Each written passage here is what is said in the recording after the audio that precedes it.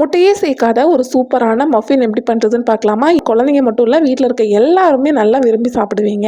அவனை ஒரு 10 நிமிஷம் ப்ரீ ஹீட் பண்ண விட்டுட்டு பேட்டர் ரெடி பண்ணிக்கலாம். ஒரு ட்ரையான பவுலில் 1/2 கப் பால், 1/4 கப்புக்கும் கொஞ்சம் அதிகமாக vegetable oil, 1/2 teaspoon vanilla essence சேர்த்து நல்லா மிக்ஸ் பண்ணி விட்டுட்டு இதில் 1 கப் பவுடர் பண்ண சுகர் சேர்த்து நல்லா மிக்ஸ் பண்ணி விட்டுட்டு ஒரு சல்லடையில் 1/2 கப் மைதா, 1/4 cup cocoa powder, 1/2 teaspoon baking powder, 1/2 teaspoon baking soda சேர்த்து நல்லா சலிச்சு விட்டுக்கோங்க.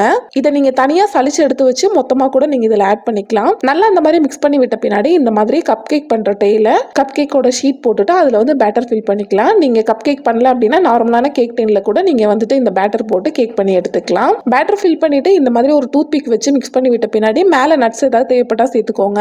நான் எல்லா நட்ஸும் சேர்த்து பவுடர் பண்ணி வச்சிருந்தது கொஞ்சமா சேர்த்துக்கிறேன். ப்ரீ ஹீட் பண்ணின அவன்ல 180 டிகிரி செல்சியஸ்ல 20 மினிட்ஸ் பேக் பண்ணி எடுங்க. சூப்பரான கப் கேக் ரெடி ஆகிரும். என் பையன் இதை ரொம்பவே விரும்பி சாப்பிட்டான். கண்டிப்பா நீங்களும் ட்ரை பண்ணி பாருங்க. சூப்பர் ஸ்பாஞ்சியா, பிளஃபியா, சூப்பராகவே இருக்கும்.